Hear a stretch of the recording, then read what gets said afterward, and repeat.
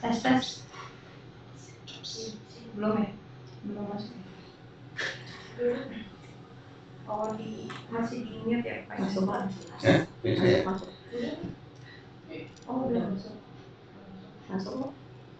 Oh ininya bukan ini apa-apa.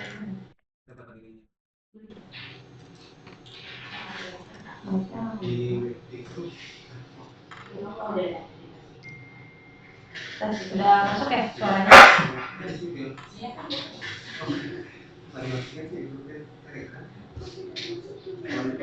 Pak, saya berarti masuk ke introduction dulu langsung share screen dari sini aja ya? Oh, jadi saya stop share dulu gitu? Iya, berarti stop dulu aja Pak. Yuk.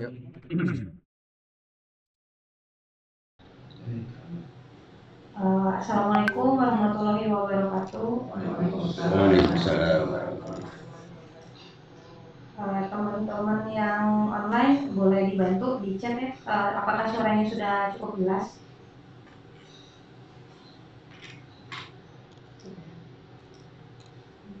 Ada yang chat?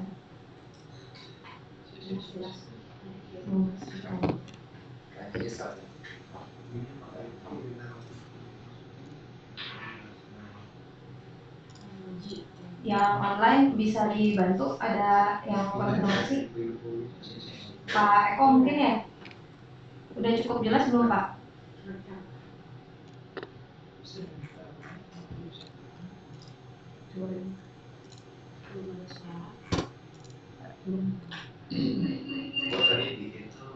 Belum ya? Belum di mute ya? Ini Pak di unmute di Pak Ilham nggak sih? Ini. Ya. Oke ya. Yang semua.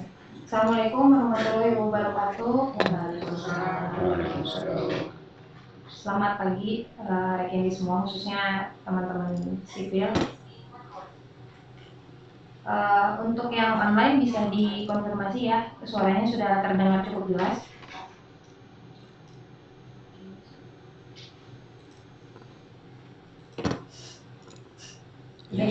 Udah cukup ya.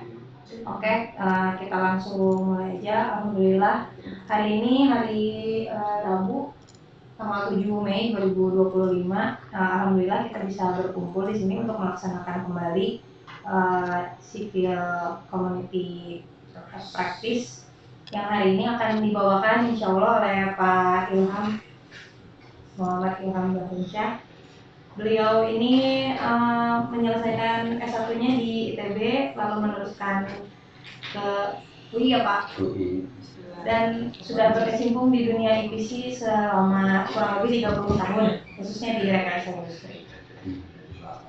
Mungkin itu mukadimahnya. Jadi untuk hari ini mungkin saya akan membawakan sedikit 5 menit untuk pembukaan saja ya, nanti detailnya akan dibawakan oleh Pak Ilham. Saya sendiri pilih Yola. Jadi ini introduction to multivariate response spectrum. Jadi hari ini kita akan membahas multivariate response spectrum. Jadi langsung aja. Ini kan kita mengacu ke ASCE kodenya 722 ya. Nah jadi ini saya cuma ngasih latar belakang sedikit aja. ASCE itu adalah kod Amerika yang kita adopt ya kalau pada SNI 1726. Jadi untuk di Amerika sendiri dia di developnya seismic code itu dari berbagai macam ini ya regulator gitu ya. Jadi ada penelitiannya dulu biasanya dari FEMA. FEMA itu Federal Emergency Management Agency. Terus nanti biasanya dia menjadi sebuah HRP provisi.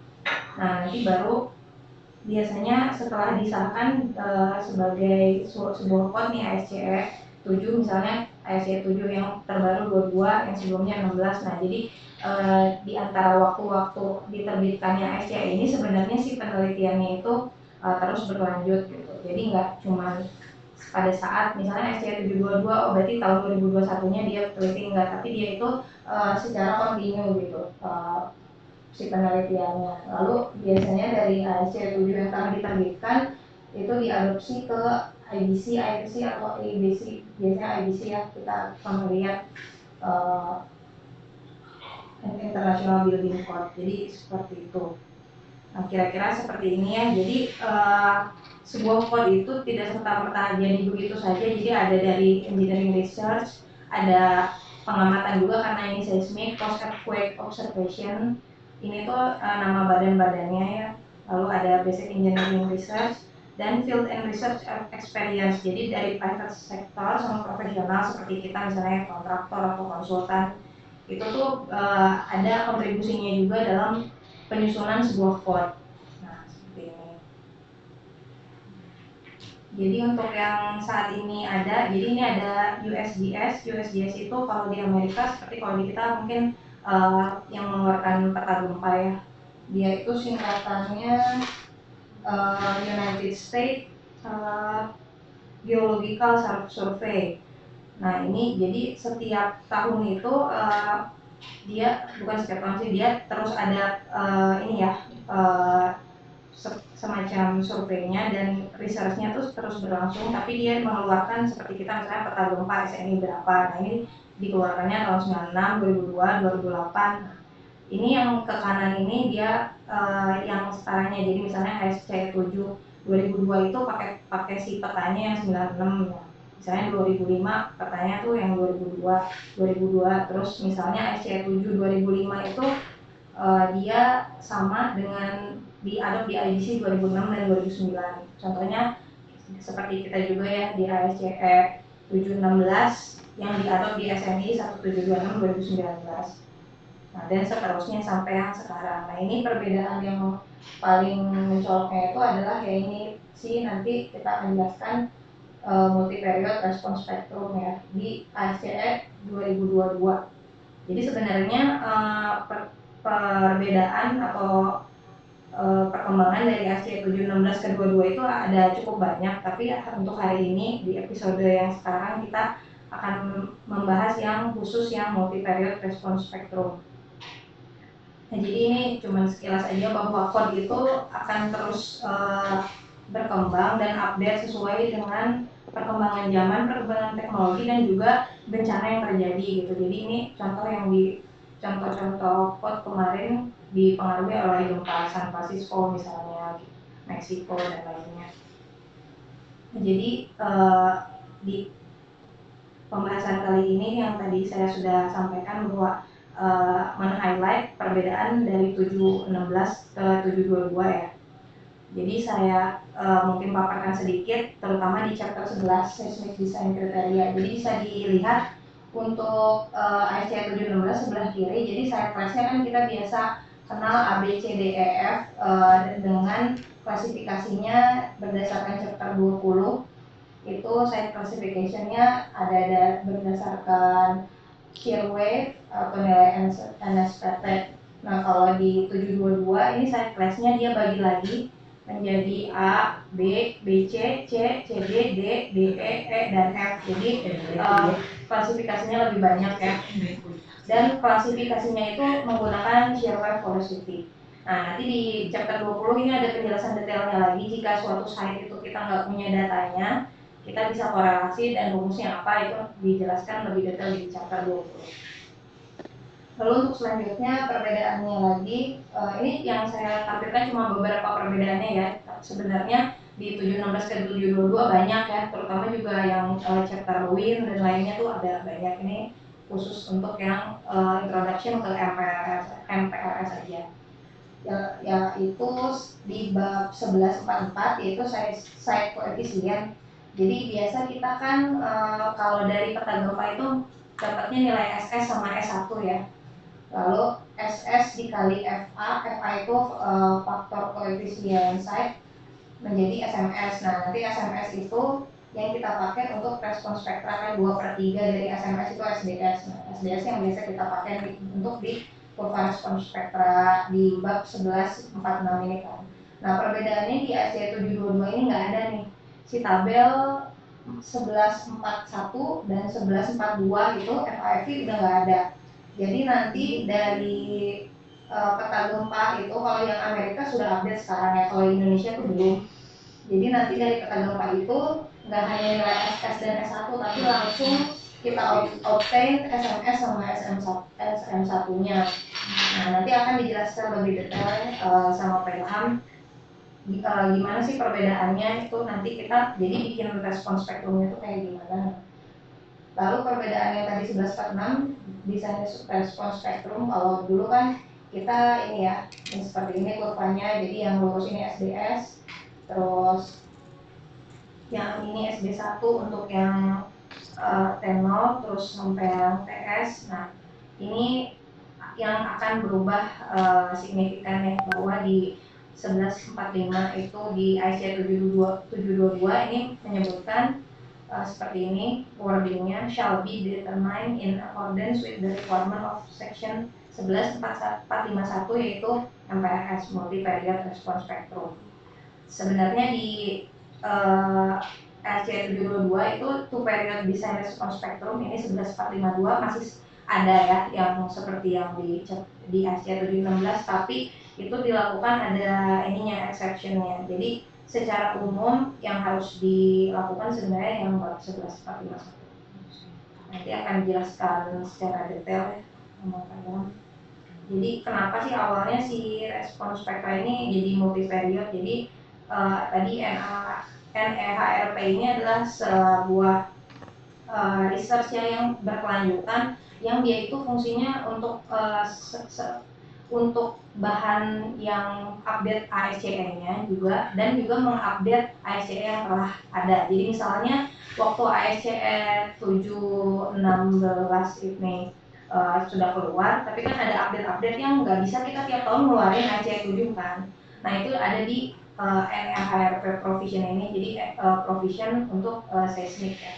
Nah jadi dari situ ditemukan bahwa untuk beberapa site untuk two period respon spektrum itu biasanya kurang akurat nih untuk mengestimasi respon spektrum, terutama di periode-periode yang lebih T-nya yang kesana ya, T-nya yang lebih besar gitu. Dan juga terlihat di case untuk yang soft soil, terutama site DEF yang terefek major active fault. Nah, kan kalau di Indonesia juga faultnya ada banyak ya. Nah, seperti itu. Jadi nanti ini juga akan dijelaskan lagi detailnya oleh Pak Ilham, mungkin ini sekilas saja. Jadi secara garis besar ketidakakuratan tadi, terus soft soil ini ya, jadi harus lebih didetailkan. Dan untuk karakteristik multivariate respon spektra kan lebih detail lagi. Yang ini juga nanti akan dijelaskan oleh Pak Ilham.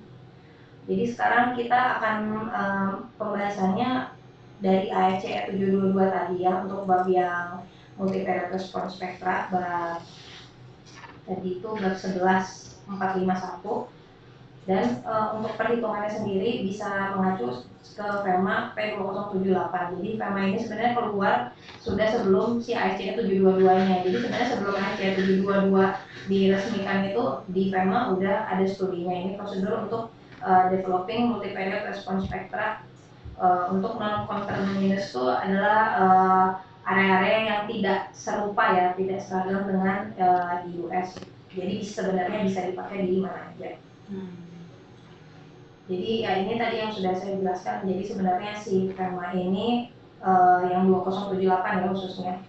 Jadi sudah studi dari sebelum si ASC 7 ini dikeluarkan gitu. Karena sebenarnya untuk FEMA itu dia studinya tuh terus berlanjut ya. Kalau teman-teman mau browsing ini untuk multivariate response spectrum seismik yang ini tuh namanya dia project 17. Jadi itu berkaitan juga sama si yang tadi peta USGS-nya tuh berubah cukup total ya untuk yang in accordance sama si ASCE 722 ini. Jadi untuk sekilas tuh jadi seperti ini, kalau teman-teman udah biasa melihat respons spektra kan ada yang bagian lurus SDS terus turun gitu ya. Nah ini perbandingan antara dua PRS tuh two period response spectrum, ini yang merah tuh ASCE 710, 716, terus 722 karena di 722 juga masih ada ya babnya. dan MPRS 722 sama Direct MPRS. Nanti ini akan dijelaskan sama PLM perbedaannya.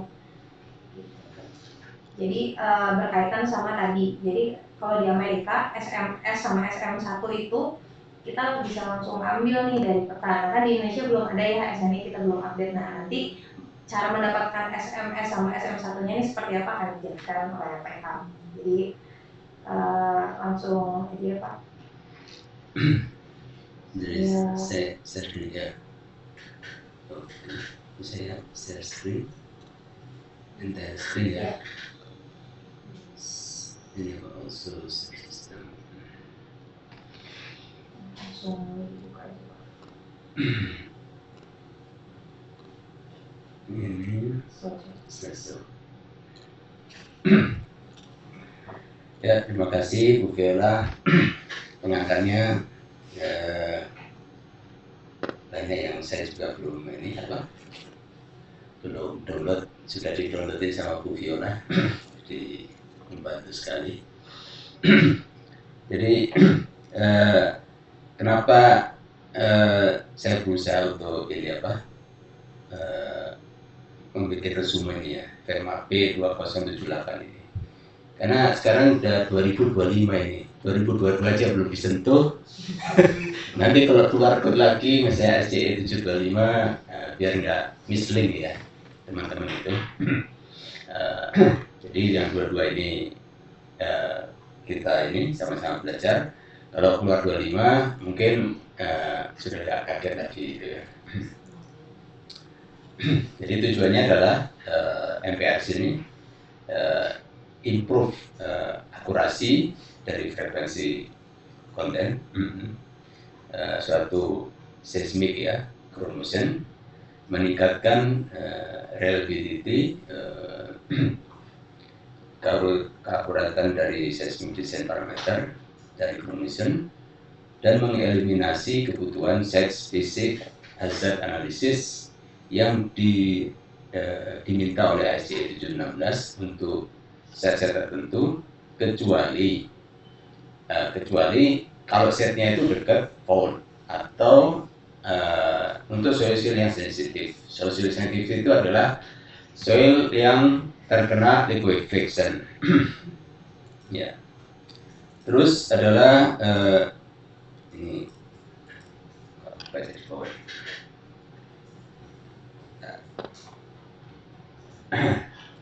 Dan ada tiga parameter, SDS, SD1 dan long period. Itu untuk yang sebelumnya, yang untuk period itu tidak begitu cocok ya untuk soil yang kelasnya itu softer dari D, E, dan F. Dan ini adalah kunci-kunci perubahan dari seismic design kriteria. Untuk cara perhitungannya itu tidak berubah. Kita biasa memakai misalnya equivalent lateral force itu tetap ada. Terus mau pakai response spectrum juga tetap ada. Hanya spektrumnya ini dilakukan studi dikumpulkan data-datanya, data-data yang dari countermeasures yang US itu. Nah itu habis itu di luar daratan Amerika juga dikumpulin juga datanya. Mereka bandingkan, ada kecenderungan yang sama. Nah, dari ini sebenarnya banyak bermain di data-data gempa statistik. Ini ya, tadi ya, jadi dia mengeliminasi kebutuhan misalnya analisis untuk sisi kecuali tanah-tanah yang potensial failure. Nah ini bentuknya, ini sama itu SMS itu 1,5 SDS, SM1 1,5 SD1. Nah, yang tadinya datar dia agak agak runcing ini ya, untuk daerah-daerah yang short period. Short period itu adalah kalau ini kan sama dengan misalnya kalau frekuensi mesin dibandingkan dengan frekuensi pondasi. Kalau dia meninggi begini tandanya terjadi resonansi, ya kan? Intinya kalau suatu bangunan itu rigid dan kerigidannya itu sama dengan tanahnya, maka dia akan beresonansi di sini. Ya. Jadi intinya sih kalau dia strukturnya itu melambai, ya itu fleksibel ya, dia tidak beresonansi sehingga gaya gempanya itu akan mengecil di daerah yang misalnya 1 detik atau di daerah di daerah velocity domain dan di daerah displacement domain. Kalau di daerah accelerator domain itu artinya struktur itu rigid gitu ya. Rigidannya mirip dengan tanah yang dia tumpung. Kayak gitu. Nah ini adalah cara kalau kita sudah nanti dibikin multivariate spektrum yang ini, yang merah ini, yang ada yang biru, yang merah segitiga. Nah, yang merah segitiga ini desainnya, SDS-nya. Untuk mencari two period-nya, jadi kita boleh membuat two period-nya dari ini apa? Nah, itu ada rumusnya nih. Jadi maksimum dari 0,9 SA daripada multivariate itu. Nah, kira-kira gini. Jadi kalau dalam MPRS kita dapat maksimumnya 1,14, kita kalikan 0,9, maka kita dapat SDS-nya. SDS-nya 1,03. SD1-nya juga sama. Di SD1-nya itu 3S dikalikan 0,53. Ini maksimum daripada yang didapat untuk satu periode. Biasanya satu periode itu maksimum bukan akselerasi tapi velocity-nya. Nanti pas ini untuk apa? Google Sheet-nya ya. Google Sheet-nya nanti lebih jelas lagi. Nah nanti setelah ini akan saya share juga presentasinya. Habis itu Google Sheet-nya, berikut juga mungkin rekaman yang ini. Jadi kalau lupa tinggal ini, nanti bisa coba sendiri. Jadi kira-kira gitu. Jadi setelah kita bikin MPRS, kita juga bisa bikin nanti two period-nya. Nah ini melaporkan dari Google Sheet. Ini adalah salah satu proyek yang sedang kita jalankan, di mana TL-nya adalah 20, SS-nya 1,165, S1-nya adalah 0,525, kita ambil dari PUPR ya, terus PGE-nya adalah 0,562, ya. State class-nya E, nah, terus FA-nya kita bisa dapat dari tabel 0,96, terus FV-nya, jadi FA sama FV itu adalah set karakteristik. Kalau dia tipe tanahnya itu tipe tanah B, maka FA/FV-nya itu kecenderungan 1. Atau kalau di tabel itu ya sekitar 0,9 gitu ya, anggaplah 1. Kalau tanahnya D sama E, baru FA-nya itu bisa 1, bisa 2. Nah, dia ditingkatkan dia parameter depannya. Jadi sehingga sebenarnya SS sama S1 itu adalah SMS juga untuk tanah jenis B. Nah, jadi set kelas B. Nah, kalau set kelasnya dia E, maka S1 itu dikalikan faktor lagi pembesaran responnya pembesaran. Jadi dapatlah 1,128 dan 1,29. Kita dapat TO-nya SM1 dibagi SMS. Ya, untuk ini ya, TS-nya ya, T0-nya adalah 0,4 TS. Nah ini, jadi yang biru ini aslinya, ini berdasarkan ISDE 7 ini. 716 ya, SNI 1126 atau enggak SIJ 716 ya. Setelah itu kita bikin ini ya, MPRS-nya juga. MPRSP itu adalah probability, D itu deterministic, LD itu atau DL itu limit deterministic. Jadi deterministic itu ada batasannya. Nanti kita jelasin juga. Jadi di code itu juga memberikan batasan. Jadi kelihatan bahwa lebih tinggi kalau kita pakai MRS. Makanya yang proyek itu kita kekeh untuk pakai 17. Nah, itu. Karena di Indonesia juga 17 juga belum diadop, kan? Belum keluar ini. Jadi kalau kita gabung nih, ini kita bikin ininya, itu periodnya dari SJ 722, ini correlation, terus ini UB-nya adalah upper bound, LB-nya adalah lower bound-nya. Kira-kira nanti di sini nih, jadi ada MPRS ini yang biru, yang hijau ya, hijau, iya. Kalau saya ngomong biru daun ya. Nah ini yang itu biru, ya kira-kira itu. Nah ini adalah jenis tanahnya yang biasanya A, B, C, D, E, F menjadi A, B, B, C, C, C, D, D, D, E, dan F. Dan semuanya mengacu kepada circuit velocity. Nah, kenapa mengacu ke circuit velocity? Karena datanya itu tidak terganggu kalau kita pakai circuit velocity.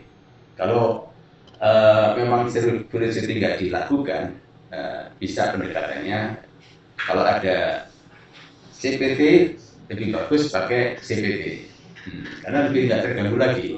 Kalau NSPT untuk tanah yang D, E, F itu sangat terganggu ya, sehingga mungkin terlalu rilisnya terlalu jauh. Ya, sudah kita ini kita coba ya. Jadi kalau kita pakai sirkuit yang tadinya E itu bisa jadi D. Nah, jadi yang tadinya E berdasarkan NSPT ya, itu bisa kalau kita pakai ini, kita korelasikan NSPT ke sirkuit dan kita juga lakukan sirkuit juga itu di set class D jadinya. Begitu juga dari CPT juga. Nah ini adalah dengan satuan ini ya, meter per stone. Yang tadi itu adalah feet per stone. Ini meter per stone dari USGS. Ini meter per stone semua. Nah ini yang lama ini, yang 716 ini. Jadi kalau dengan sirkuit itu gradasi nilainya bagus, tapi kalau dengan N itu banyak volumenya, gitu kan? Range-nya terlalu jauh gitu. Nah kalau dengan CPT, habis itu dikorelasikan ke ini SU, shear apa namanya? Shear strength-nya ya. Nah ini gradasi juga lumayan lah. Nah ini kira-kira ini SU ini under shear strength ya. Nah ini adalah beberapa korelasi ketika kita punya CPT. Ini ada korelasinya, tinggal dipilih aja tanahnya apa, ada clay, ada inlay clay, terus ada sand. Nah, ini bisa dipakai, tinggal masukkan nilai kisinya. Nah, ini untuk clay, terus ini untuk sand ya, dari kisi juga CPT. Nah ini kita plotkan kira-kira gini nilainya. Under shear strength ya, ini adalah KT, adalah kise yang sudah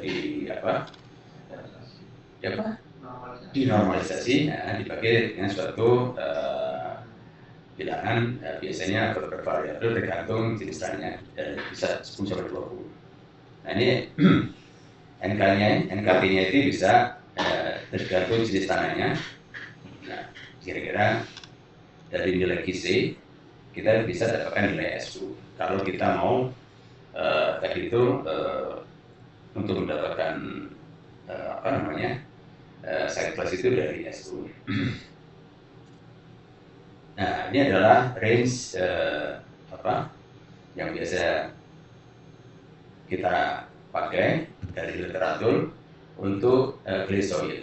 Jadi berdasarkan NSPT, berdasarkan KISE, terus ini berdasarkan ini KIU dan CU. Jadi KIU itu adalah vertikal stressnya. Kira-kira setengah dari nilai CU. Jadi CU itu adalah ini apa itu namanya shear strength-nya yang meruntuhkan. Nah, setelah itu KISE, kita juga biasanya untuk mendapatkan shear wave juga bisa dari NSPT. Kalau bisa dilakukan dua-duanya dari CPT, NSPT, dan juga kita lakukan shear wave sehingga bisa dikorelasikan dan dikoreksi korelasi yang kita pakai. Ini ada di buku Amaratungga Amaratungga C. Ini beberapa nilai bisa dipakai. Dan ini adalah range untuk nilai-nilai NSPT dan sand condition. Bisa dari loose, medium dense, dan very dense. Dan ini adalah untuk korelasi NSPT terhadap SU, dan ini juga sama, cuma dibalik aja. Yang terbaru ini pakai yang ini biasanya Hara and et al. Ini. Kita balik lagi ke MPRS ini setelah kita bisa nanti mengklasifikasi tanahnya. Kita akan membuat MPRS ini, multivariate response spectrum. Jadi MPRS ini menggantikan tradisional set spesifik yang biasa kita lakukan untuk period. Kalau kita melakukan set spesifik chromation, itu disyaratkan tidak boleh kurang dari yang sudah ada di USGS ini, web service. Kalau tanpa peer review, ya. Jadi tetap kita harus mengacu ke USGS ini kalau kita tanpa peer review untuk menentukan nilai spektrum dari set specific chromation. Yang ketiga adalah eliminasi risk coefficient method. Nah, kalau USGS ini pakai itu probability accident, kalau ASC itu pakai ini 1%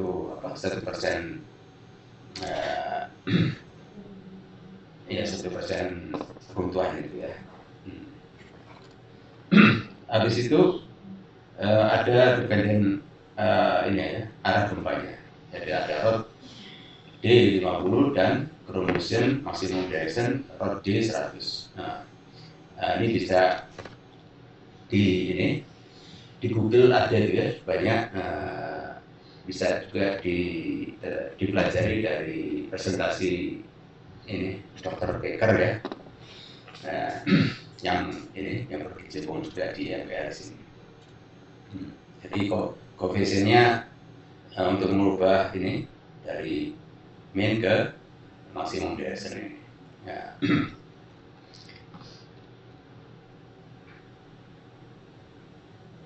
Dan ini tadi untuk ini ya probabilistik, ya, ini yang untuk yang perubahan di deterministik ini terkait sama aggregation. Nah, banyak begitu, lupa saya ini apa itu ya, nah aggregation ini. Terus ada tambahan adalah memperkenalkan ada lower limit. Jadi lower limit yang di 710 diganti dengan lower limit pada ISJ 716 dan mengeliminasi set koefisien karena sudah nggak perlu lagi set koefisien karena nanti nilainya itu sudah setiap set itu sudah ada semua. Kalau yang kemarin itu cuma dikasih respon vektor di site B. Terus site yang lain apa tuh set yang lain itu misalnya C, D, E itu dikalikan satu faktor. Kalau sekarang sudah semuanya dikasih, jadi F, A, F ini udah nggak perlu lagi dikasih. Nah ini kira-kira bentuknya begini nih, set A plus A, B, B, C, C, C, D, D, dan E. Dan ini adalah 716 ini adalah lower limit daripada deterministik, lower limit ya, lower limit dari deterministik untuk IJ 716. Dia nilainya adalah 1,5 FA. Nah, sudah ditentukan ini. Terus ininya adalah 0,6 FV bagi T. Di sini 0,6 FA. Jadi FA-nya ini berapa? Kira-kira gitu. Kalau yang ini adalah lower limit ISA 722. Dia langsung ngasih respon vektornya. Nah, jadi yang kanan ini sudah digantikan oleh yang 722 lower limitnya ya. Nah, ini adalah data-data ini gempa deterministik dan probabilistik di plot ya. Jadi kelihatan bahwa kecenderungannya itu sangat bagus. Sebenarnya dengan memakai MPRS itu diharapkan lebih confidence levelnya terhadap nanti kegempaan itu bagus. Nah ini respon vektor ya, respon vektor itu dari nanti ground motion, bagaimana mengubah respon vektor. Nah nanti kalau teman-teman ingin bagaimana caranya, nah itu bisa kita ini kita adain lagi COP lagi. Dan itu tidak susah. Nah ini ada tiga domain ya, ada acceleration domain, ada velocity domain, ada displacement domain. Nah ini acceleration domain itu ini, habis itu ini velocity domain dan ini adalah displacement domain. TL itu ketika displacement domainnya itu ini konstan. Jadi TL itu struktur yang displacementnya konstan. Nah, parameter MPRS itu cuma 3 ini. 3 pada kondisi set BC.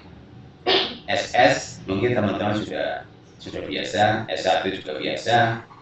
Nah, TL juga biasa cuma nggak pernah dilihat gitu kan. Hanya dilihat kalau untuk men-send tangki ya.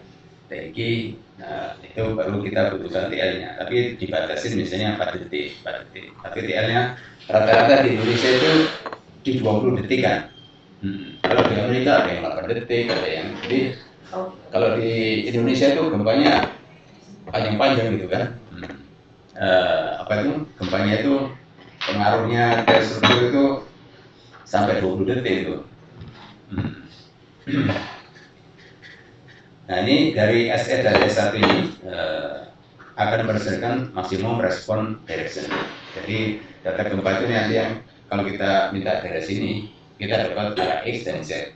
Nah, nanti kita plotin, kita dapat nanti data arahnya. Terus probabilistik SS dan S1 ini yang 1% ini ya, collapse probability 716 ini.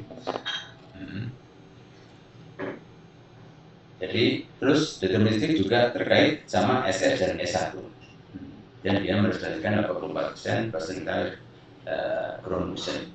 Jadi 84% itu adalah rata-rata ditambah 1 sigma sigma itu ini standar deviasi ya. Nah ini adalah MPRS itu detiknya itu sudah ditentukan.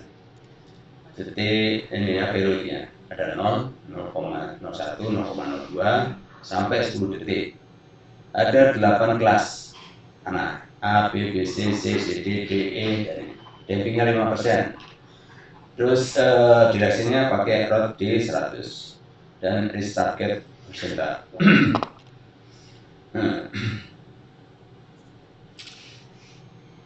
Terus di hazard parameter termasuk dari misalnya termasuk hazard condition, chromosom level, attribute magnitude, ini untuk deterministik ya, magnitude MS dan M1. Dan ada spectral respon RS1, jadi RS1 itu adalah SS dibagi S1 dan TL. Nah, ini resumenya kira-kira gitu. Jadi untuk probabilistik yang dibutuhkan itu sekelas TL-nya itu ada 5 itu, terus ada different chromosom level. Jadi SS-nya itu nanti di apa? Di kotak-kotak ini, maksudnya dikelompokkan ya. Ada S1 0,25 sampai 0,5, S2, S3, S4, S5. Terus ada juga spectral respon rasio. Rasio itu dia SS dibagi S1. Jadi dikelompokkan juga sampai 5. RS-nya RS1 kurang dari 3,2. Lebih dari 3,2. Antara 2,9 sampai 3,2, 2,7 sampai 2,9, 2,5 sampai 2,7, atau kurang dari 2,5. Itu adalah RS1 range ya. Jadi itu aja. Jadi sebenarnya MPS ini nggak susah-susah. Yang susah kalau kita ini apa? Nggak belajar dibaca. Kalau dipelajari dibaca 5 kali 10 ini pasti jadi mudah. Nah ini long periodnya ya, TL ada 16, 12, 8, 6, 6 di kondisi di Amerika ya. Mudah-mudahan di Indonesia nggak jauh beda, bisa Indonesia kan ini apa ya namanya? Follow, follower. Kita harus menjadi yang sukses gitu ya. Nah ini dari data-data yang ada di Amerika itu, ini ada instansinya. S1 itu datanya di TL16 itu dia kurang dari 0,6 G. Terus ini TL12 ini ada instansinya semua. Jadi ini hasil data dari data keempat di Amerika. Jadi bisa ada nanti dari kombinasi itu ada satu grup yang tidak kosong.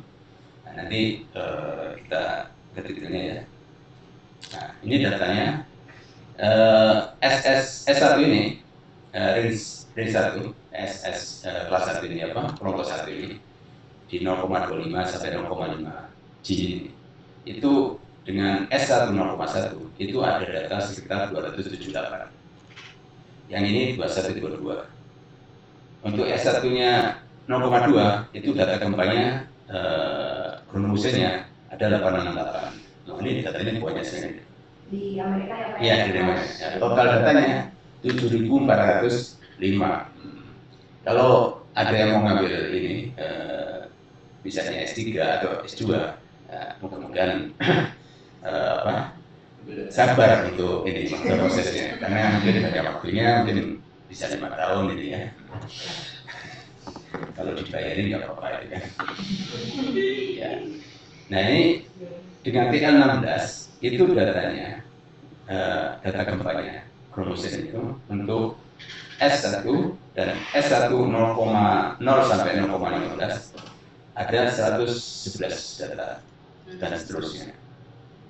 Ini untuk TL12 juga sama. Jadi dia komplain dulu datanya. Ini TL8 datanya ini kira-kira. Jadi yang di tempat lain itu 0. Jadi kecenderungannya itu kelihatan semuanya. Ya kan? Jadi kalau di SS 0,67 nggak mungkin nanti ada S1-nya di sini gitu kan. Nah, jadi semuanya itu ada ininya ada kecenderungannya. Jadi ya itu jadi memang diciptakan itu bumi ini sudah sangat presisi gitu. Nah ini juga datanya juga untuk TL6 ini inside budget region. Nah ini adanya datanya cuma sekian aja.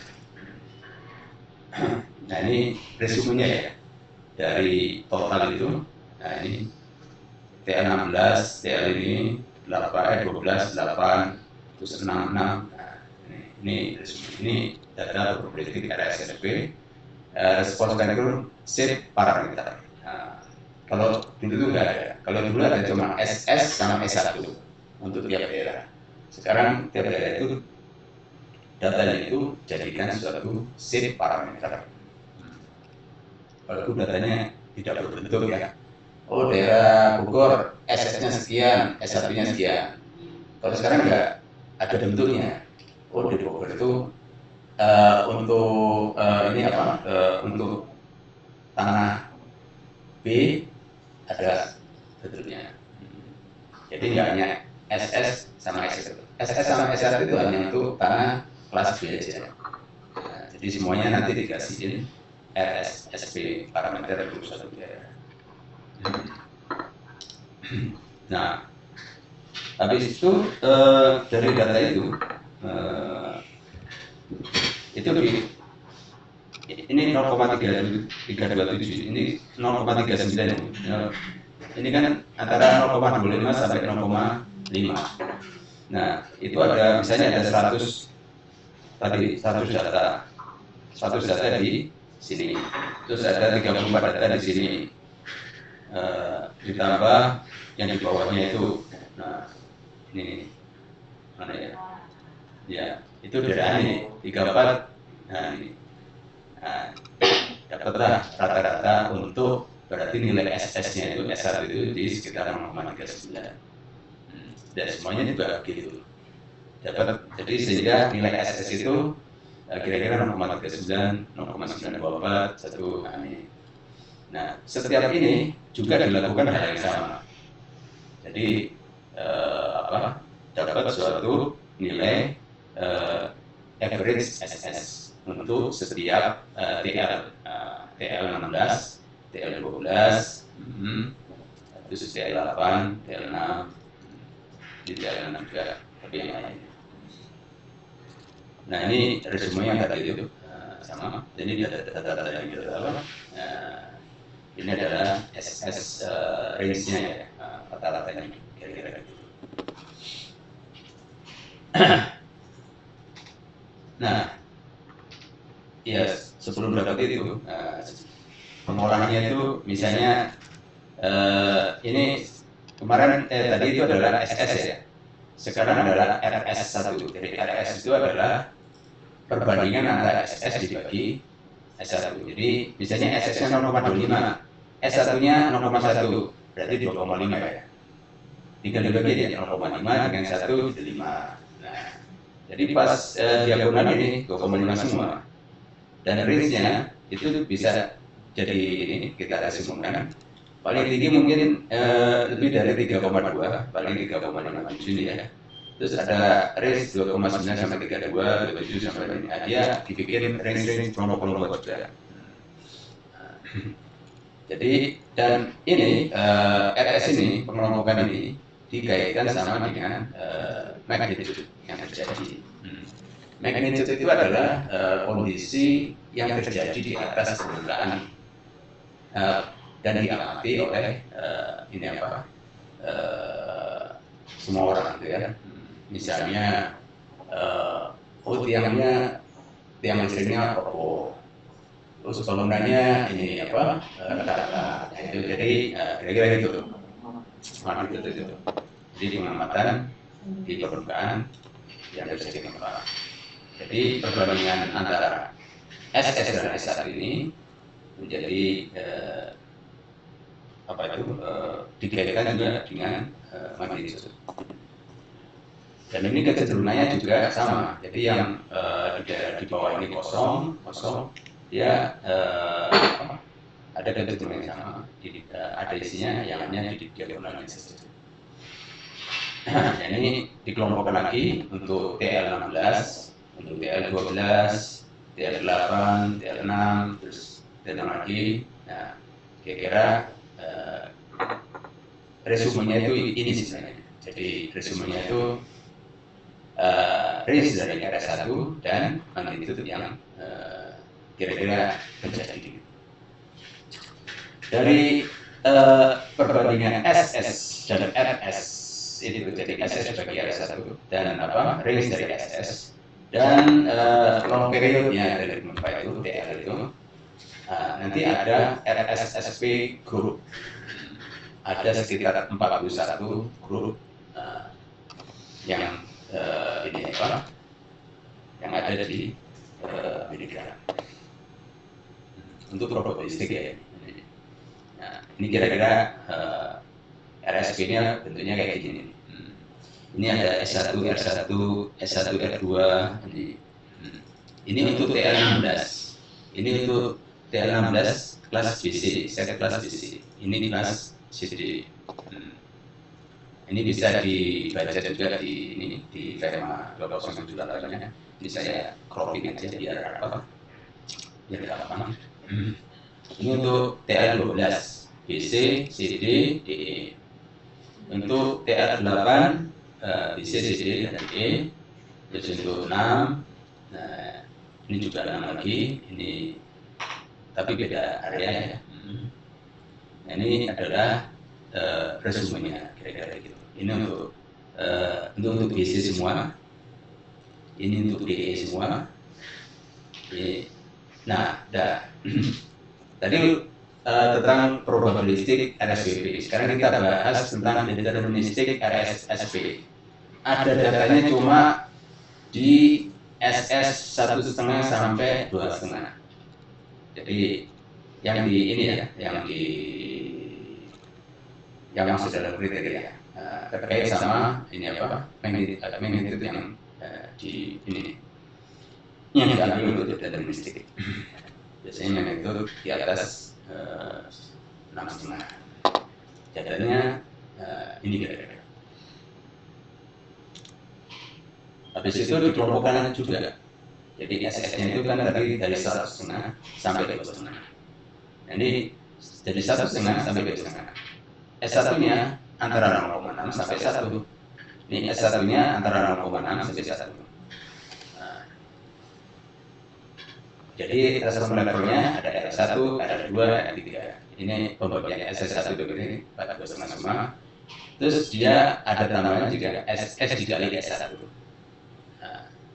SS dikali S1, kira-kira gitu. Ada 5 state magnitude ya, M6, 6,5, 7, 7,5, dan 8.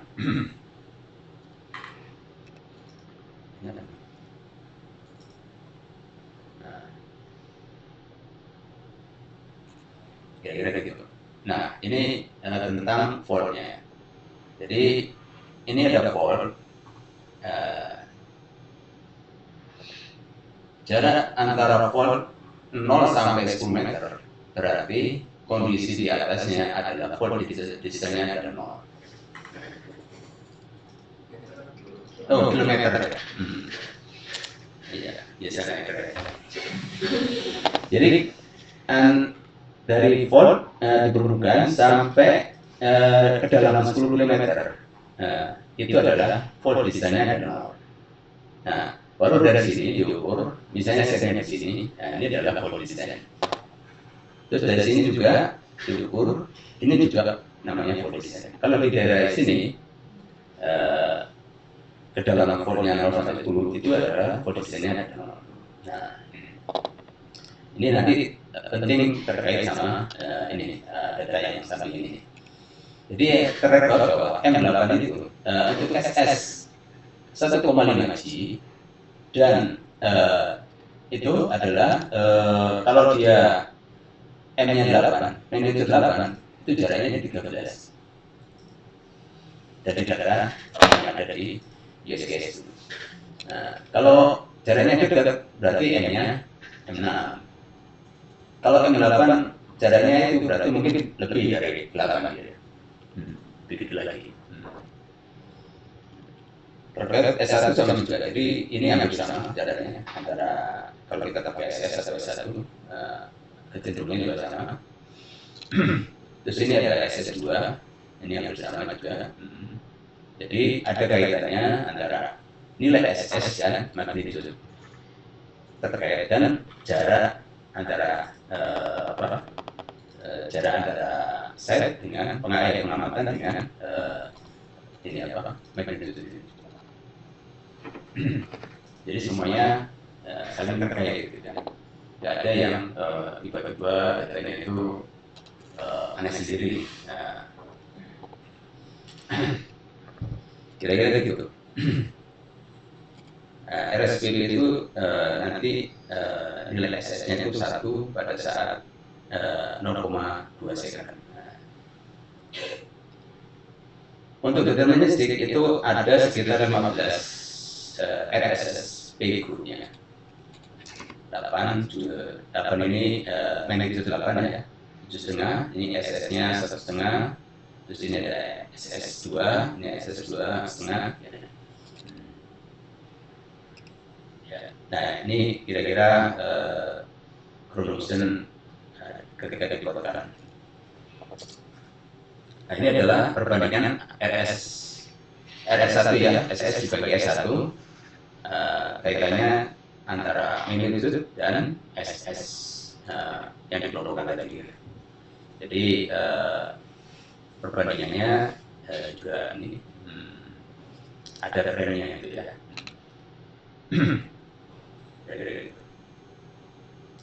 Nah ini bentuknya RSPB-nya untuk deterministik, ini untuk M6, M7 ini plus BC, DE, CD. Ini apa?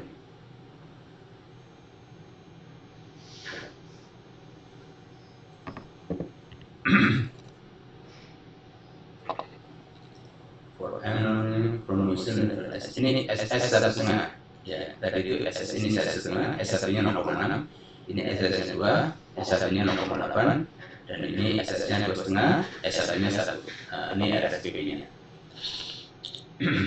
Nah ini adalah kita refresh lagi tentang magnitude ya. Ada berapa banyak metode untuk ini, ada Jacobian metodologi, European microseismic, ada modified masonry, macam-macam.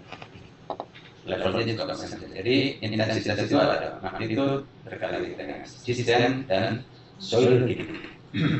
Apakah ya intensitasnya dari magnitude. Nah ini intensitasnya kira-kira kalau dikeluarkan itu kayak inilah.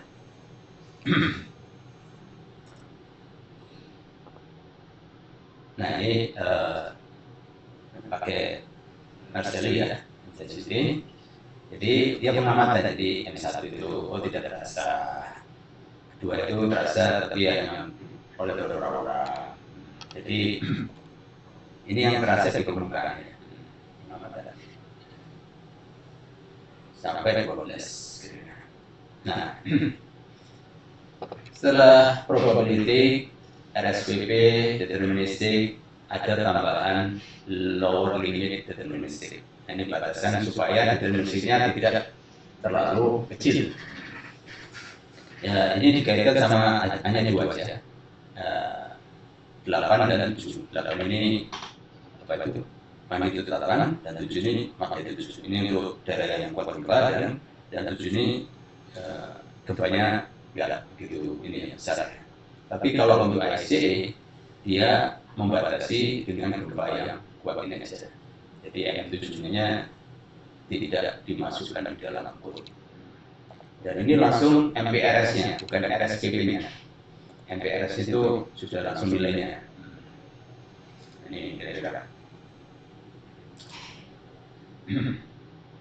Ini untuk yang 7, magnitude 7 dengan SS 1,5. Ini MPRS-nya. Nah ini adalah dari ICE. Nah nilainya itu hampir kalau kita lihat itu sama dengan yang M8. Jadi misalnya 0,66 ya, BC 0,66. Di sini 0,62 untuk yang M-7, tapi yang 0,66 di sini. Nah, jadi nilainya untuk yang ISJ 722 ini, limit lower limit tendency itu sama dengan M8. M8 SS ini. Nah ini udah kita udah belajar dulu. Sekarang step-step untuk membuat MPRS. Pertama, pilih software-nya, nama software-nya, SS dan S1-nya maksudnya ya. Nah, terus software dan nama software domainnya. Terus hitung dengan SWP, software dan nama software-nya. Habis itu dihitung lagi mid periodenya. Ya, ini terima aja dulu ya. Nanti ada prakteknya. Kalau dijelasin juga nggak ada prakteknya susah. Nah, constraint yang penting itu ini aja, constraint-nya. Jadi SA max itu constraint-nya adalah 0,2 sampai 0,5 detik. Ini adalah SA max untuk short period. Untuk long period itu pakai TV max. Nah, TV max yaitu bukan SA max-nya, tapi SP max-nya yang diambil. Jadi antara 1 sampai 2 untuk kelas ABC, dan untuk kelas CD, D sampai DE itu adalah range-nya adalah pada saat periode 1 detik sampai 5 detik. Yang tadi itu 1 dan 2 detik, ini 1 sampai 5 detik. Untuk kelas BC, TA max-nya adalah 0,2 dan TV max-nya 1. Nah ini adalah sebagai keterangan. Jadi 0 sampai TA max adalah short period, TV max sampai 10 adalah long period.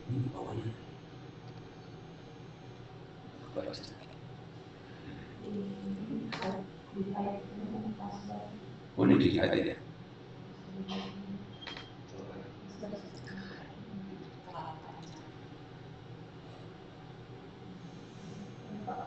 Tas dalam diri ya. Ini.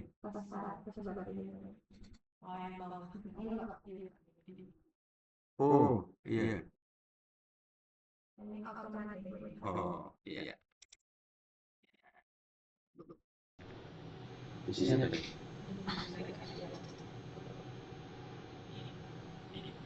Tutup ini. Ya, tutup. Di sini.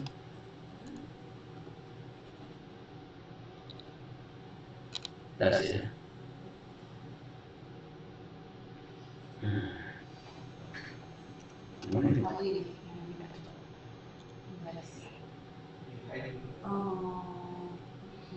Itunya kita taruh aja sih untuk MC flow ya. Tadi hari. Oh. Ini kayaknya Nah. Nyala gak di situ? Oh ya. Jadi udah. Nah, ada periode adalah antara, jadi T-nya itu periodenya adalah antara TA max dan TV max. Nah, jadi calculation ada short period, long period, MPRS. Terus ini long period SA 1 second. Jadi kalau dulu itu ini ya step plus B. Kalau yang sekarang MPRS itu acuannya adalah step plus B.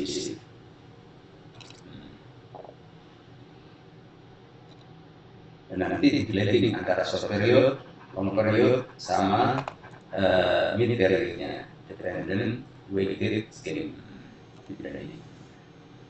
Nah ini untuk ini apa? Mid periodnya ya. Ini ada rumusnya, ini weighted faktornya. Nanti SA-nya itu ini rumusnya. Ya, dulu. Nah ini kira-kira yang tadi yang dijelaskan itu sama. Nah kita coba ini apa? proyek yang sebenarnya ini E dari sini, ini IC 716. Kita masukin ini ya, kita masukin aja yang ini, yang kuning-kuning ini. Kita dapat kodenya apa, TA-nya, SS, terus S1, terus PGE, terus set kelasnya. Nanti dia otomatis ngitung sendiri. Terus lari ke sini, kita tentukan DE ini set kelasnya yang sama dengan DE kira-kira. Nanti di samping ini ada keterangan masalah apa itu sirkuitnya. Sirkuitnya rilisnya diambil yang sama. Habis itu kita pakai TL yang apa? Kalau 20 nggak ada di ini di Amerika, tapi di code-nya di PMA-nya dia menunjukkan lebih dari 16 itu pakai 16. Dan ini apa? TL-nya. Kita pakai pilih 16. Habis itu nah ini untuk yang ini kita pakai DE karena bersama ini apa sirkuitnya ya. Terus berikutnya kita menentukan, nanti dia menentukan sendiri RSSP grupnya. Nah, kita tinggal pilih aja yang sama. Nanti ini programnya ada. Nah, setelah kita pilih, nah ini kira-kira ini. Oh ini, jadi SS-nya 2, SS sebagai S1 atau RS1 5, terus L-nya 16, GTL 16, S2 R5. Nah, ini sebenarnya ini untuk ini apa? Gimana sih cara ininya apa? Kalau teman-teman mau ngecek itu ya. Jadi untuk yang sama itu dari 0 sampai 0,5 maksimumnya. Dapat maksimumnya kan 0,6 dapat 3. Ini ya kan maksimum dari ini. Ini untuk software real ya. Software real 0,2 sampai 0,5. Ya tadi saya ini apa jelaskan. Dari SA Max ini kita bisa di lookup, nanti kita dapat berapa sih T-nya? T-nya di 0,2. Untuk yang SAV Max, untuk yang long period itu ke bawah sini. Jadi nanti di sini itu dia apa dikalikan 2 pi, dikalikan 2 pi. Jadi SA ini untuk yang 1 sampai 5 ini dikalikan 2 pi, dapat ini, dapat velocity SP max. Nah, SP max ini rumusnya ada ya, SP max ada SA max dikali periodenya dibagi 2 pi. Oh ini rumusnya. Nah, dia dapat ini, diambil yang maksimumnya. Diambil maksimumnya SA, jadi diambil SP max-nya. Dari SP max ini kita dapat TV max-nya dengan VLOOKUP, kita dapat TV max, oh di 2. Nah, 2 ini masuk ke sini. Habis itu kita VLOOKUP lagi SA dengan V max. Nah, kita dapat untuk 1 sampai 5 detik. Nah, kita dapat ini. Nah, kira-kira gitu untuk apa? Mendapatkan SMA, TA Max, FK Max dari suatu RSSP. Nah, ada. Dari SRSP itu untuk dijadikan MPRS kita tinggal masukin nilai SS-nya aja. SS ini karena RSSP itu adalah 1 nilainya, di 0,2 itu adalah 1. Nanti dia mengalihkan semuanya terhadap ini. Nah, dengan yang sama kita cari SA Max-nya, terus kita cari T pada saat SA Max. Untuk S1 long period kita tinggal masukkan nilai ini, nanti dikalikan dengan RSSP-nya dibagi sama RSSP TV Max. Nah ini untuk KSBC TVK-nya ini wajib 1, walaupun maksimumnya 2 ya, tetap dia tidak ada 1. Ini ketentuannya begitu. Untuk KSBC aja. Kalau yang lainnya sesuai dengan SP Max yang didapat. Nah, habis itu kelompokan. Jadi ini TA max atau TV max itu dikelompokkan ya. Ini 0,2 sampai 2. Habis itu ini 0,3 sampai ini 0,3 sampai 2. Ya, di bawah ini satu semua ini. Nah ini short period, yang hijau ini adalah mid period, yang di bawah adalah long period. Nah baru kita hitung pemberatnya, weighted medium period. Dapat weighted medium periodnya, dihitung SA untuk weighted period, habis itu digabung dengan short period, digabung dengan long period, jadilah MPRS. Nah, dari itu. Jadi yang medium period itu ini aja, yang hijau aja. Yang atasnya short period, yang bawahnya long period, digabung jadi nanti MPRS. Untuk yang mid period, ya medium period itu rumusnya ini biasanya. Nah, kira-kira gitu. Sekarang deterministik, tadi probabilistik, sekarang deterministik. Nah, jadi sama ya, kita tentukan DE-nya. Nah, itu yang deterministik. Misalnya dari data-data yang ada, itu ini RS-nya itu adalah ini dapatnya di sekitar 2,58. Terus SS dikali S1 itu 0,612. Paling kecil kan 1,5. Ambil 1,5. Habis itu nanti ini otomatis kalau yang horizontal ini yang hanya diisi yang kuning aja. Terus ini otomatis kalau ini 1,5 ini 0,6. Nanti di sini dia ngambil ini data yang ini, data ini. Diambil 1,5 persen. Habis itu dari RS1 ini, dia 2,5 ini. Makanya dapatnya magnitude 8. Jadi di proyek yang sedang dikerjakan Bu Bio itu magnitude-nya 8.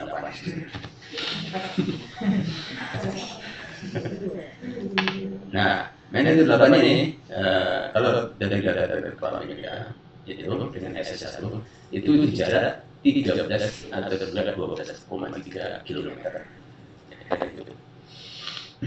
Nah, mereka diskusi dengan ini untuk jarak 6 km kurang dari 6 km kalau terjadi ini ada fault, maka wajib dilakukan namanya PSH. Mudah-mudahan ini bisa saja wajib itu kan, karena ada fault apa aja ya? faultnya, iya. Bisa macam-macam, bisa geser ini, sedikit ini. Kalau di daerah Jawa di selatan Apa? daerah Jawa di selatan apa banyak? Iya, banyak. Cuma kan ya setnya itu jaraknya berapa kilometer atau kira-kira. Nah, habis itu dari M8 ini M8 ini ke sini ya. Ini ke sini. Kalau misalnya kita mau, itu jaraknya 10 meter, kita bisa indukkan dari 10 km. Nanti dia dari M1 ini, yang dari ini, dari atasnya M8 ke sini. Nanti yang dari jarak ini dengan interpolasi ini juga, kira-kira magnitudenya 7,5. Terus ini mungkin rata-ratanya sekian, maka pakai magnitudo 8 dan 7,5. Nah, nanti dia kita pilih, di atasnya sudah ada acuannya, cuma kita pilih lagi supaya apa? Presisi ya. Nah, ini M8 ini RSPP-nya, ini M75. Terus kita ini kita rata-rata interpolasi antara M8 kita di 7,79. Jadi kan 8,75 ya. Padahal ininya kan 7,9 ini 7,79. Nah, kita interpolasi di sini. Nah, kita lihat dapat SPP-nya. Kira-kira gitu. Nah, setelah dapat RSPB, dikalikan lagi dengan SS, kita dapat MPRS short periodnya. Dikalikan dengan S1, kita dapat long periodnya. Habis itu diplotin, kita cari yang medium periodnya. Nah, medium periodnya ini weighted-nya, weighted pemberatnya, ini nilainya. Habis itu masuk ke sini, terus digabung dengan short period dan long period, dapatlah MPRS deterministic. Nah ini, dan sudah dapat deterministic. Yang selanjutnya adalah lower limitnya, batasan deterministic, jangan sampai terlalu kecil. Ini langsung dalam bentuk MPRS. Nah, jadi anak 8 jadi pakai ini lower limitnya adalah 8. Jadi MPRS itu adalah gabungan dari MPRS probabilistik, deterministik, dan lower limit deterministik. Dan nilai yang dipakai adalah maksimum dari deterministik dan lower limit deterministik. Habis itu digabung dengan probabilistik, dicari minimumnya. Nah, dapatlah kita nilai probabilistik, deterministik dengan lower limit deterministik, ketemu dulu, cari maksimumnya, baru dikombin dengan probabilistik, cari minimumnya, dapatlah MPRS. Nah, dan ini ada codingnya. Ini P berarti pakai probabilistik. Ini ada yang pakai deterministik. Ini pakai limit, lower limit deterministik. Kira-kira gitu. Nah, jadinya kira-kira begini. Nah, untuk membuat ini apa? Itu period lagi. Sudah bikin multi period. Bikin lagi itu period ya kan. Nah, mungkin ada yang senang dengan itu period ya. Nah, karena dari kuliah sampai sekarang 20 tahun, 10 tahun itu period. Nah, adalah. Nah ini caranya tinggal dikalikan aja nomor masing-masing dari SA. Terus ini apa untuk period untuk correlation, terus ini untuk upper bound, lower bound. Nah ini juga bisa dari ini katanya. Nah ini dari period HSC 716.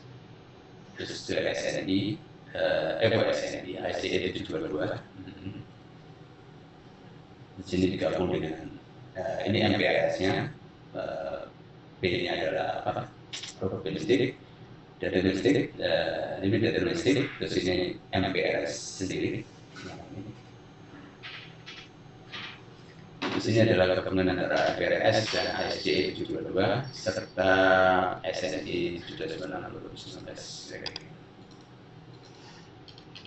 Nah, ya. Nah, sekarang apa? Saya tunjukkan ini apa? Google Sheet ini. Nah, ya. Jadi di Google Sheet ini nanti ada dua sheet, MPRS data dan MPRS kopinya. Kalau MPRS data ini ya semua ini apa? Datanya di sini semua. RSQP-nya ada di sini semua. Termasuk ini apa?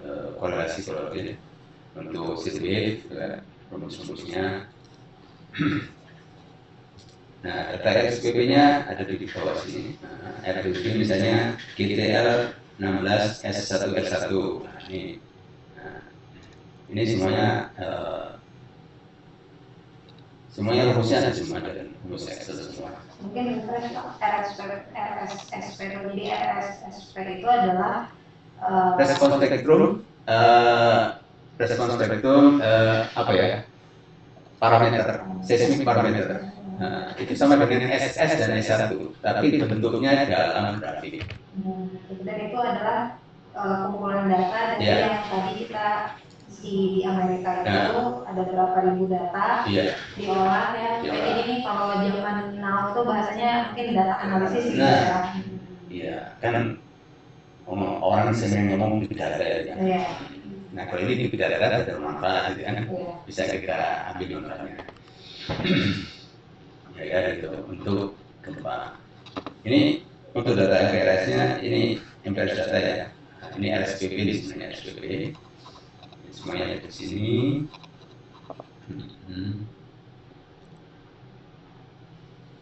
Saya ada gitu. Terus ini boxnya di sini. Jadi tinggal masukin SCD 16 atau ini apa SNI gitu ya. Terus nanti ambil datanya, tinggal input aja ini. Nanti dia otomatis, misalnya kalau kita D, nah, ini FASF-nya juga berubah langsung. Misalnya E gitu ya, ada berubah. Terus ini ada sirkuitnya, range-nya, ya langsung ke bawah. Kita tentukan di E-nya juga. Nah, nanti tinggal pilih aja. Ini ada range sirkuitnya. Jadi misalnya kalau D ya, sekian sampai sekian. Kita ambil D aja.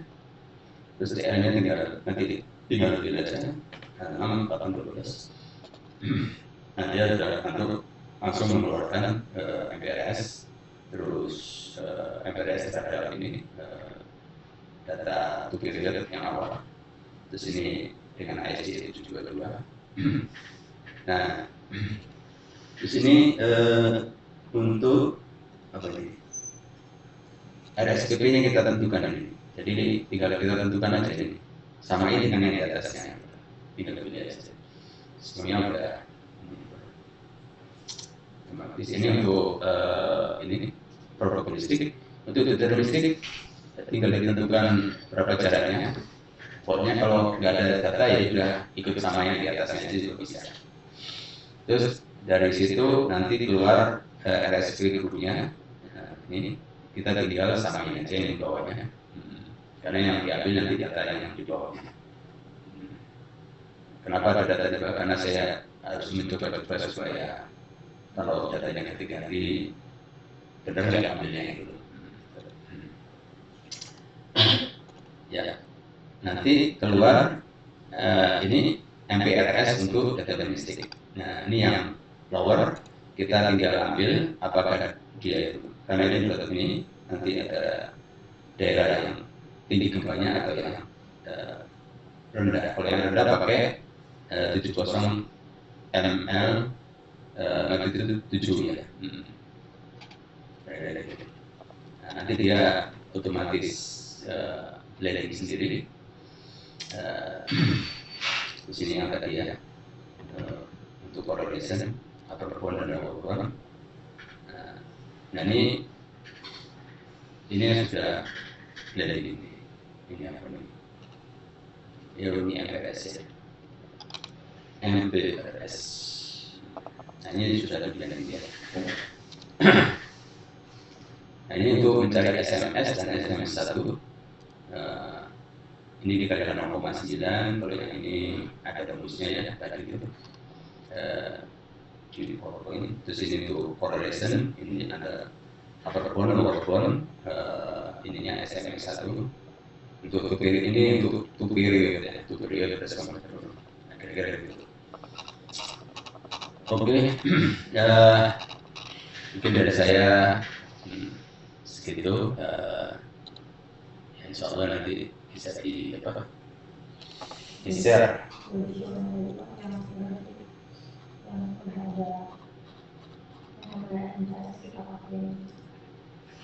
Oh iya, di atas juga bisa. Nah ini, kalau ini ya, yang intinya itu di sini nih, dia nggak terlalu ini ya. Jadi mungkin untuk long period respon briefingnya agak tinggi. Kira-kira gitu. Ya Bu.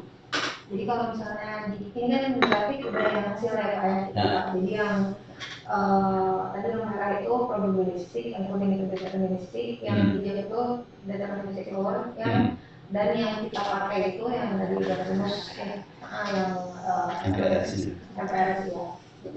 Itu jadi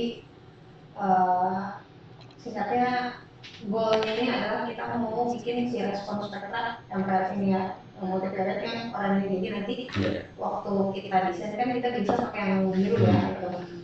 Respons petanya nanti kita pakai yang Orange. Yang kelihatan paling kanan. Ini. Nah, Orange Pak. jadi yang orang itu rumusnya ini mungkin jadi orang itu hasil perhitungan dari yang merah, kuning sama hijau Pak. ya. Minimal dari yang berarti yang bawah orange. Ya. Ya, tapi ya belum tentu yang apa tergantung kotanya, kalau kotanya kota yang lama ya. Saya jadi punya pertanyaan Pak.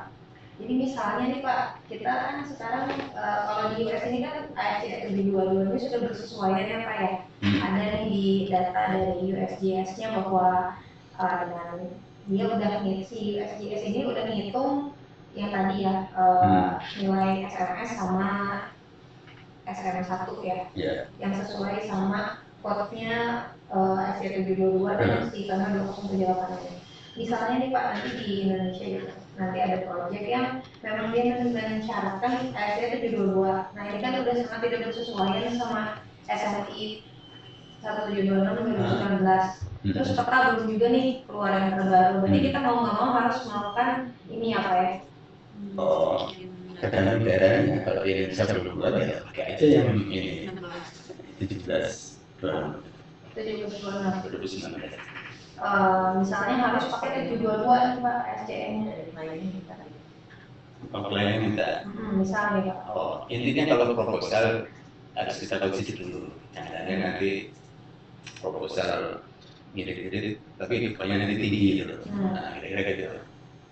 Kalau bisa proposal consider. Nah, nanti kalau memang akhirnya kita budgetnya sudah ada gitu. Itu aja sih di penekanannya di situ supaya ini kan para teman-teman ini sudah senior semua itu kan. Iya, terutama untuk long period ya, untuk tanah-tanah yang kurang bagus ya. Dan biasanya kita nggak ada dana bangun tanah di tanah bagus ya, tanahnya jelek kan di laut. Nah itu harus aware kayak gitu.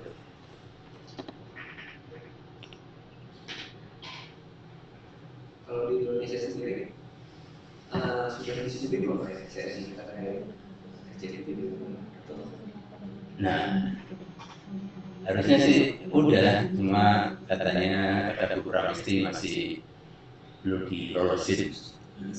Oh, kami ini bisa sekali. Nggak tahu. Terus tadi lagi tadi. Tapi intinya kita secara keilmuan kita jangan nunggu gitu loh. Nah, jangan nunggu. Kita jadi harus update terhadap yang akan ada.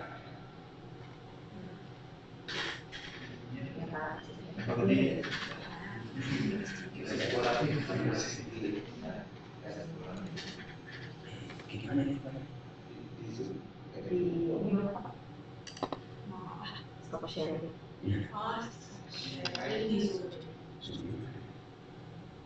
Ini. Itu yang ya itu terus stop sharing. Yang atasnya.